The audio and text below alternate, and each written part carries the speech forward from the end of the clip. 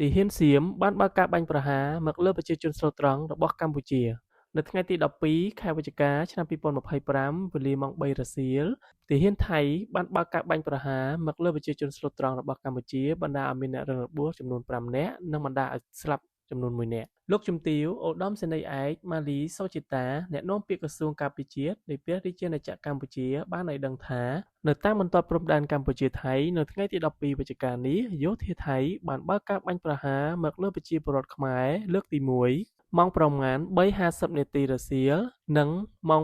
5:54នាទីល្ងាចក្រមយោធាថៃបានបើកការបាញ់ប្រហារសារជាថ្មីនិងកំពុងបន្តបាញ់ប្រហារមកលើប្រជាជនកម្ពុជាមកទល់ពេលនេះនៅបន្តធ្វើសកម្មភាពយោធានៅឡើយនៅក្នុងភូមិបរិច័ន្ទឃុំអូ3ជាន់ស្រុកអូជ្រៅខេត្តបន្ទាយមានជ័យយោងតាមព័ត៌មានបឋមពីអាជ្ញាធរមូលដ្ឋានការបង្ករបួសលើជនស៊ីវិលមានចំនួន5រូបនិងចំនួន1រូបបានទទួលមរណភាពលោកជំទាវបានបន្តទៀតថា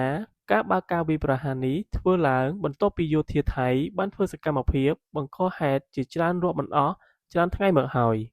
ក្នុងចេតនាញុះញង់ដើម្បីនាំឲ្យដល់មានការប៉ះទង្គិចគ្នានៅក្នុងហេតុការណ៍ខាងលើកងកម្លាំងនិងកងអាជ្ញាធរសមត្ថកិច្ចចម្រុះរបស់កម្ពុជាដែលមិនប្រដាប់ដោយអាវុធក៏មានវត្តមាននៅទីកន្លែងកើតហេតុនោះដែរដើម្បីការពារសុវត្ថិភាពជូនបងប្អូនប្រជាពលរដ្ឋយើងដោយប្រកាន់ខ្ជាប់បំផុត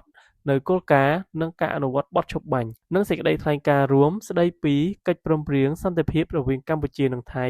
រួមទាំងគោលការណ៍ដែលបានឯកភាពគ្នារវាងភាគីកម្ពុជាថៃ